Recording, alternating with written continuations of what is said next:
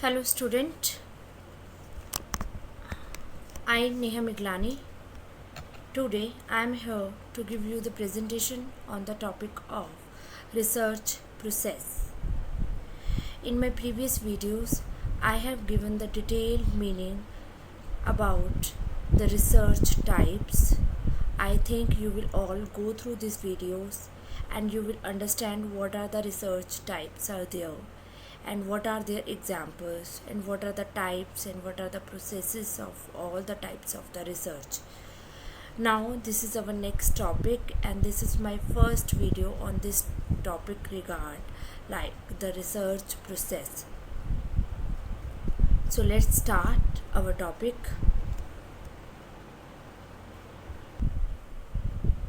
Starting my video, I just want to say that just download the Divakar Education Hub app from the Google Play Store. In this app, you can easily get the UGC NET Paper 1 free online classes, and you can also get the 150 plus mock test from the different subjects which you are going to apply in the UGC NET, and then you can also read free study notes from the paper 1 and 2, and you can also get some announcements are being done under the Divakar Education Hub and the live classes which are going to be conducted in the previous days. Also you can get it, and you can also chat with another students in this app also.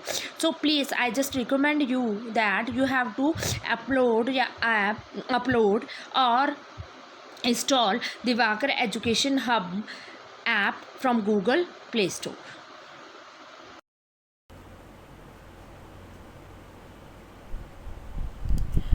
So in this video we are going to discuss what are the process of the research, what are the various steps, what are the various actions which are being used for conducting the research. So before discussing the research process, again we will discuss what is research. Research is a systematic search for knowledge through method of study, observations, comparisons and experiments. Research क्या होती है? एक systematic way से हम search करते हैं knowledge के लिए, ठीक है, कि हम अपनी नॉलेज को बढ़ाना चाहते हैं, हम अपनी कुछ नई इंसाइट को गेन करना चाहते हैं, या कुछ हम नई न्यू थ्योरी को जनरेट करना चाहते हैं. तो उस चीज़ को फाइंड आउट करने के लिए हम एक सिस्टमैटिक वे के तौर पे काम करते हैं. So that is our research methods. So in this method we will do the studies, we will do the observation, we will do the comparison of the different variables, and we will conduct the experiment on these types of the research. So this is called our research, in which we will do in a systematic manner and investigate the cause of the particular situation and find out the descriptive view about that particular problem. So this is research. Now come to the meaning of the types of the research process. So what are the research process? Series of various actions which are necessary to effective research work. आपके research process क्या होती है? एक series of various actions होते हैं.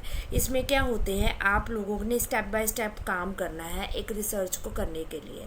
सो जो कि एक बहुत ज़रूरी होती है एक अच्छी स्टडी को फाइंड आउट करने के लिए. सो रिसर्च प्रोसेस क्या होता है? It is a series of various actions, various necessary steps which are effectively used for conducting the research. Now come to again we will discuss in different way also. Series of actions. इसमें क्या होता है कि आप लोग जो क्या करते हो, आप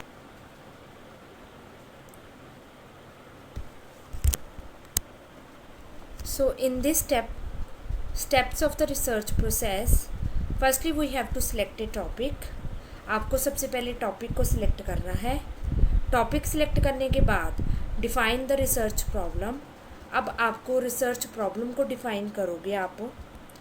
then objective of the research, आपको अपने रिसर्च के ऑब्जेक्टिव फॉर्म्ड करने हैं. देन रिव्यू ऑफ लिटरेचर, आप अपनी स्टडी के दोबारा से रिव्यू ऑफ लिटरेचर करोगे. प्रीवियस जितनी भी फाइंडिंग्स हो चुकी हैं उनको आप स्टडी करोगे. नेक्स्ट स्टेप वर्किंग हाइपोथेसिस, आपको अपनी स्टडी के कुछ प्री एजम्पशंस लेके चलनी पड़ेंगी, जो कि एक नेसेसरी स्टेप होता है आपकी स्टडी का, जिसमें आप पहले से ही प्री एज्यूम्ड करके चलते हो कि आपकी स्टडी ये रिज़ल्ट प्रोड्यूस करके देगी। उसको हम बोलते हैं वर्किंग हाइपोथेसिस। वो बनाने के बाद then you will do the preparing the research design. आपको अपनी स्टडी का पूरा रिसर्च डिज़ाइन बनाना पड़ेगा। देन सैम्पल डिज़ाइन, आपको अपनी स्टडी का बिल्कुल सैम्पल डिज़ाइन जो है वो क्रिएट करना होगा। देन डाटा कलेक्शन, आप अपनी स्टडी के लिए डाटा कलेक्शन करोगे। डाटा कलेक्शन करने के बाद एग्जीक्यूशन ऑफ द प्रोजेक्ट, अपने प्रोजेक्ट की एग्जीक्यूशंस आप करोगे।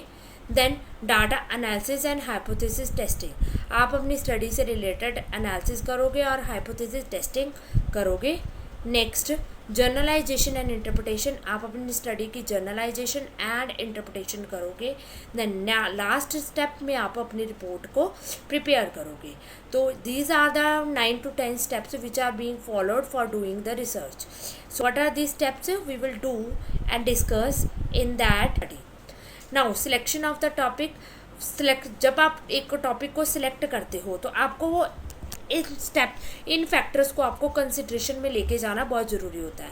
पहले आपकी स्टडी जो है वो रेलेवेंट है, जो भी आप टॉपिक सिलेक्ट कर रहे हो वो एक रेलेवेंट टॉपिक है कि नहीं है, ठीक है, या फिर आपकी स्टडी जो होती है वो एक आउटडेटेड स्टडी आप लेके चल रहे हो। तो टॉपिक सिलेक्ट करने के टाइम पे आपको ये चीज़ हमेशा ध्यान में रखनी है कि आपका जो टॉपिक है वो रेलेवेंट है कि नहीं है।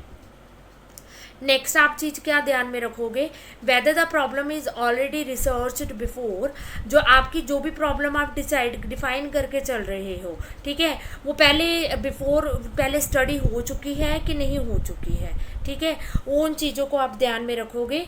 नेक्स्ट स्कोप क्या है आपकी स्टडी के, आपकी डाटा किस तरीके से आपको अवेलेबल होगा इस टॉपिक से रिलेटेड, वो चीज़ आप ध्यान में रखोगे। Then contribution to the knowledge in specific field, आपको कितना नॉलेज, ये जो आप टॉपिक सेलेक्ट करके चल रहे हो ये कितना कंट्रीब्यूट करेगा एक पर्टिकुलर स्पेसिफिक फील्ड से रिलेटेड, ठीक है। तो इन चीज़ों को ध्यान में रखना बहुत ज़रूरी होता है जब आप एक स्टडी को कंडक्ट करते हो। Required cooperation from the research guide, आपको कितना कॉपरेशन मिल रहा है आपके रिसर्चर गाइड के थ्रू, ये भी चीज़ एक मैटर करती है जब आप एक रिसर्च को कर रहे होते हो टॉपिक सिलेक्ट करने के टाइम पे। Practical utility of the topic, आपका जो भी टॉपिक है वो प्रैक्टिकली कितना यूटिलाइज्ड है, ठीक है। तो इन सभी फैक्टर्स को ध्यान में रखना ज़रूरी होता है कि उसकी रिलायबिलिटी को चेक करना है, उसकी प्रॉब्लम जो है वो पहले उसके बारे में रिसर्च हो चुकी है कि नहीं हो चुकी है, उस चीज़ को ध्यान में रखना है। कितना स्कोप है उस स्टडी का, कितना डाटा हमें मिल सकता है, कितनी नॉलेज हमें वहाँ से जनरेट होगी, और हमें ये जो टॉपिक है उससे रिसर्च गाइड जो होता है वो हमारे इस टॉपिक को कंसिडर में लेगा कि नहीं, हमारी हेल्प करेगा कि नहीं करेगा। सो ये सारी चीज़ें होती हैं, बहुत मैटर करती है जब एक टॉपिक को सिलेक्ट किया जाता है। तो practical utility of the topic को भी देखा जाता है इस टाइम पे। सो रिसर्च प्रॉब्लम को सिलेक्ट करने के टाइम पे आपने सबसे पहला बेसिक स्टेप यही लेना है कि इनको आप जो भी होता है कि बेसिक स्टेप आपका यही रहता है कि टॉपिक को आपने सिलेक्ट करना है। जैसे कि मैंने एग्जांपल ली है, in marketing we have area of research such as product research, price research etcetera, ठीक है। जैसे कि मैंने Now come to the next type, that is the next step of the doing the research, that is the defining the research problem. आपने अपनी research problem को properly define करना है, ठीक है। आपकी प्रॉब्लम जो होती है वो प्रॉपरली डिफाइंड होनी चाहिए, ना कि हाफ सॉल्व्ड हो, ठीक है। आप आधा सोल्यूशन लेके नहीं चल सकते हो, ठीक है। सो आपकी जो भी प्रॉब्लम है वो प्रॉपरली डिफाइंड मैनर से डिफाइन होनी चाहिए, और आपकी प्रॉब्लम इन तीनों नेचर में से किसी एक नेचर की होनी ज़रूरी होती है, चाहे वो एक प्रॉब्लम को डिफाइन करने के टाइम पे आपको इन चीज़ों को ध्यान में। Next, what are the objective of the research, आपकी रिसर्च के क्या ऑब्जेक्टिव आते हैं, ठीक है। तो आपके मेन रिसर्च का क्या ऑब्जेक्टिव होना चाहिए, आपकी रिसर्च क्या अचीव करके देगी आपकी रिसर्च। अब रिसर्च ऑब्जेक्टिव को सिलेक्ट करने के टाइम पे आपने इन चीज़ों को हमेशा कंसीडर हो, next, review of literature. Review of literature का मतलब क्या होता है, अब आगे स्टडी कंडक्ट करने से पहले आपको जो है प्रीवियस जितनी भी फाइंडिंग्स हो चुकी हैं उसको ध्यान में रखना बहुत ज़रूरी है। उनको ध्यान में रखने का मतलब क्या होता है कि आपकी स्टडी की जितनी भी फाइंडिंग्स हैं, ठीक है, आप चाहे जर्नल्स देखो, बुक्स देखो, तो आप उनको स्टडी करो और उनसे आप डाटा कलेक्ट करो कि आपको कितना इसके रिगार्डिंग कितनी स्टडी पहले हो चुकी है और आगे आपने कितना फाइंड आउट करना है। इसमें आप सबसे पहले रिव्यू करोगे एग्जिस्टिंग बुक्स को आप रिव्यू करोगे, जर्नल्स को रिव्यू कर सकते हो, आप रिपोर्ट्स जितनी पब्लिकेशंस हो चुके हैं उनको आप स्टडी कर सकते हो, कॉन्फ्रेंसेस को आप देख सकते हो जितने इसके रिगार्डिंग हो चुकी हैं, पीएचडी थीसिस को आप देख सकते हो, इंटरनेट सफरिंग कर सकते हो। So these are all the way for doing the literature review, जिसमें आप प्रीवियस फाइंडिंग करोगे और आप अपनी रिसर्च को आगे कंटिन्यू करोगे कि आपकी रिसर्च आगे कहाँ तक नॉलेज लेके आएगी। Next, working hypothesis. अब आपने जो है डेवलपमेंट करनी है वर्किंग हाइपोथेसिस की, this is the fifth step of doing the और कंडक्टिंग द रिसर्च।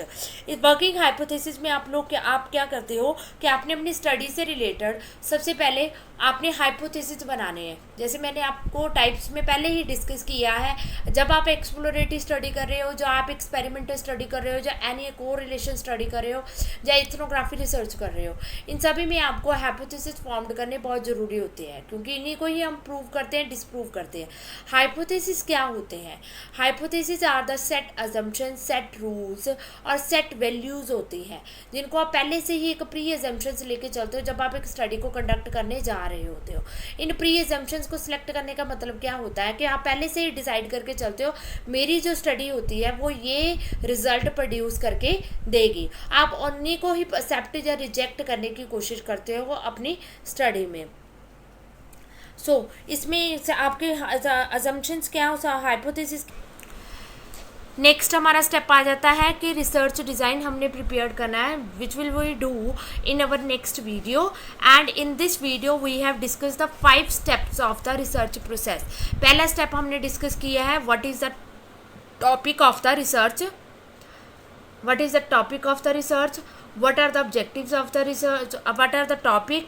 आप पहले टॉपिक सिलेक्ट करोगे, फिर आप प्रॉब्लम को डिफ़ाइन करोगे, प्रॉब्लम डिफ़ाइन करने के बाद आप अपनी रिसर्च के जो है ऑब्जेक्टिव बनाओगे, फिर आप जो है ऑब्जेक्टिव बनाने के बाद आप अपनी रिसर्च की जो है लिटरेचर रिव्यू करोगे, लिटरेचर रिव्यू करने के बाद आप हाइपोथेसिस फॉर्म्ड करोगे, और नेक्स्ट स्टेप आपका आ जाता है research design, which we will do in our next video. And I hope you will all understand all the 5 steps which I have discussed in this video. If there is any doubt left, you can let me know. Thank you so much.